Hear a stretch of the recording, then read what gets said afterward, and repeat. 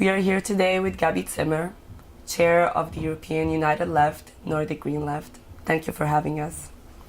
During this interview, we are going to touch upon the issues of Brexit, migration, populism, the upcoming European elections, and some of the external challenges that the European Union is currently facing. The next European Council meeting is set to discuss Brexit and internal security issues.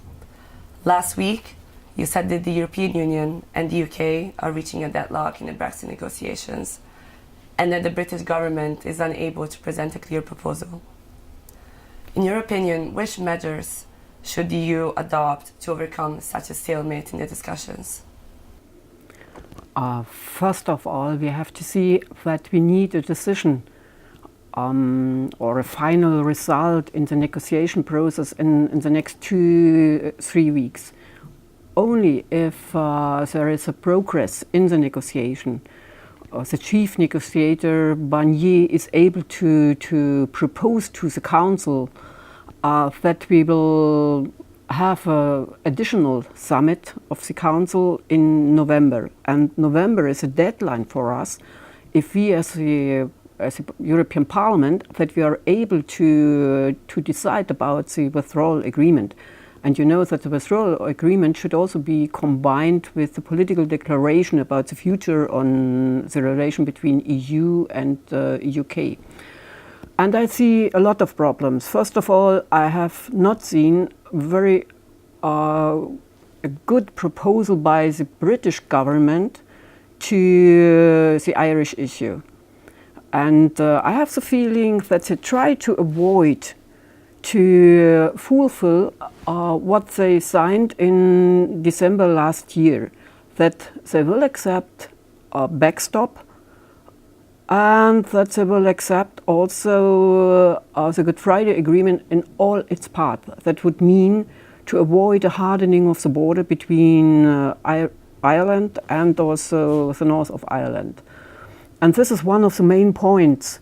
Today I will have meetings also with representatives from the 3 million movement. That means from the people from EU, people living in UK. And they are waiting for concrete answers how it should be organized, that they can use all the conditions they have now, that their living conditions will not be worsened in the next time. And for that we hope that there will be any kind of progress, but we have nothing seen in the moment. And that's why I'm also not reflecting on the speculation inside the media in the moment, that there would be a chance for an agreement. I hope we will get an agreement. We don't need any kind of no deal. It's not good for the EU and it's not good for the citizens also in UK. What we need is a stable agreement for a withdrawal agreement and then to work on future relation between UK and EU. Let's now turn to one of the major internal issues that the European Union has been dealing with, migration. Your party has expressed concerns about the mayor of Riace, a town in Italy, who was recently arrested for supporting migrants. The mayor and the Riace model have been a symbol of successful integration of refugees and asylum seekers to the rest of the world. What do you think the European Union should do for this situation not to occur again anywhere in Europe? My group was 10 days ago in Naples, in Italy. And for us it was very interesting also to meet with social initiatives, migration initiatives, and also with the mayor of Naples. And all they were saying, we as a city, in Naples, we are an open city and we will keep our understanding that we say if people, migrants, are coming to us, we will try to help them, to integrate them, because a lot of Italians are also migrants in the world. And when we came back, we heard from the arrest of the mayor of Riace. And of course, his model, this so-called Riace model, is very, very interesting because it shows it's not the question of the border between EU and the third countries. It's a question of integration. How we would like to guarantee our future in the European Union. If you see on the problems we have inside the European Union, we have in different regions in the member states, we have a problem with the structure of the generations. We have a problem with working forces. We have a lot of problems. And in this way, this kind of model, the Riato model, could help us. It shows that if people are coming from other countries and need support, need help, then we are able to do it. And we are able to integrate it, but we need concrete programs, we need instruments for that, we need solidarity, we need another understanding that migrants are not the enemies, and we have not to do anything what is dividing the situation of migrants from the people in our countries. It's not right to say first we have to look for our people and then we can look for migrants. No. We have to avoid any kind of impression that the migrants are the reason that we have poverty in our countries. We have to face poverty in our countries, but we have also to say the human rights are indivisible. I'm proud of it that now in Germany are organized a lot of manifestations this weekend in Berlin, the weeks before in Hamburg, in Munich and others, where thousands and thousands of people are standing on the streets and demanding we have to guarantee the rights for all the people coming to us, migrants, asylum seekers, and we can find political ways to do it, and we should do it. But the main thing is to guarantee that human rights are indivisible. What do you think about the recent call by Austrian Chancellor Sebastian Kurz to work on a new migration policy with Germany and Italy? Yeah, when we as a conference of presidents 2-3 months ago were in Vienna and discussed with the government of Kurz and with all his ministers, he presented his program also for the presidency, the Austrian presidency, and it was said the name is Europe that protects. But what they mean is only that there will be created or will be strengthened the external border between the EU and the other world, the rest of the world. We will protect our borders, and in this way we will protect our citizens. And this is a total wrong ideology. And I don't share this position. There was a discussion between the internal minister of Austria and the internal minister of Italy to organize the proof of asylum seekers on the Mediterranean, on the ships. It's incredible. It's incredible to do so. And that's why we have to guarantee all the human rights. We have to guarantee the UN resolutions. We have to guarantee all the international agreements how to deal with asylum seekers, with migrants. And for that, I'm sure that also between Germany and Austria, all the tests by Seehofer, also the internal minister in Germany, to strengthen the border between Germany and Austria, between Germany and other EU member states. That means to stop Schengen. This will fail. I hope on the weekend the citizens in Bavaria have the right to vote about this kind of policy, and I hope we will get a strong signal by the voters in Germany that also the majority of the people in Germany will not support this kind of policy, and I hope there will be no deal between this kind of representative from Austria, from Italy, from Hungary and from Germany. That we will have that we will defend the open European Union, that we will have that we will work for our responsibilities in the world, that we will support development countries, and that we will change our trade policy and all the other reasons also for some of the problems in the countries where a lot of migrants are coming from. There has recently been speculation that the European Socialists, SD, and your party are having talks to form an alliance for the upcoming European elections. First of all, may I ask you whether there are such ongoing talks? And secondly, do you think Eurosceptic and far-right tendency across Europe could be halted through such an alliance? I never heard this kind of speculation. I can say that between the S&D group here in the parliament and my group here are no negotiations, no talks about any kind of closer cooperation, as only in the sense that we are working together on special points as we do it now. We are working together with the Greens, we are working together with parts of the ALDE concerning migration issues, with Social Democrats also on social and workers' rights, with the Greens on climate change and migration issues. And this is the way we are cooperating. We are open for a cooperation to get new majorities here in the parliament. And if you look to what we have now in the parliament, it's on some of the issues. We are able to do it if we are working together on some of the issues, and there is a very fragile majority.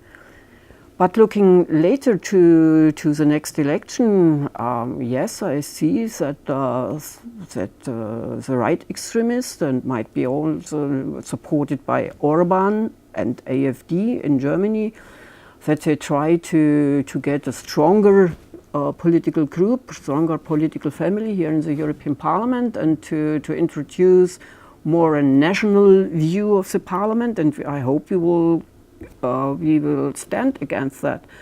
But the elections are in May, and we have to use now the moment. We have to use now all our forces to make clear in our member states that the European Union can be an alternative to enhance the daily life condition for the people, to fight together against climate change, to find a solution on the base of solidarity on the migration issue.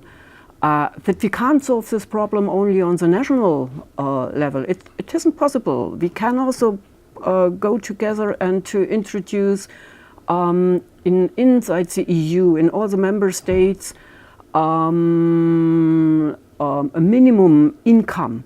That's possible. We can do it, and we have to do it to show the right extremists that they are wrong if they are saying our social castes are only for our citizens, our national citizens, and not for all the others.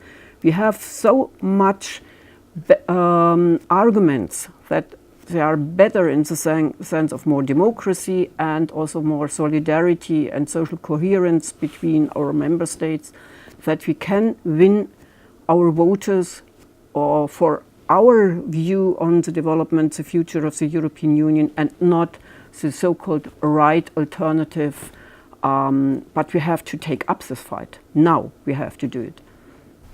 And finally, the European Union is currently facing a rise of authoritarian regimes in its neighborhood, as it is the case with Russia and Turkey.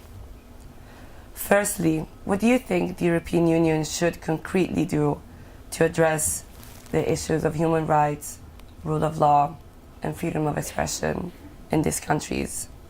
And secondly, both these regimes, Turkey and Russia, seem to target their critics not only internally, but also abroad. In that respect, many have found a similarity in terms of approach between the Salisbury incident of March 2018 and the abduction of Turkish political dissidents abroad by Erdogan's administration. What is your take on that? First of all, I would like to underline the understanding of my political group and also of me. that we are fighting for the guarantee of human rights, social rights for all the citizens, for all people. We don't want to accept that anyone is dividing the people, that anyone is violating human rights, democracy, the rights of opposition, and to be an authoritarian regime. The second one is that we have also to keep relations to the people, to the citizen in the concerned countries.